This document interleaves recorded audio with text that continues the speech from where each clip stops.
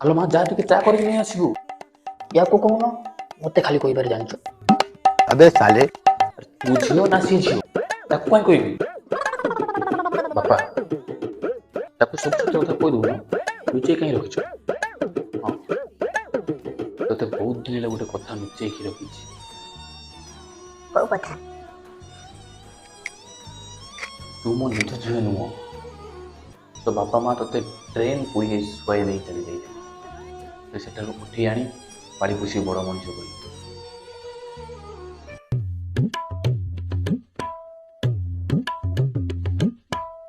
ମତେ କ୍ଷମା କରିଦେବୁ ମା।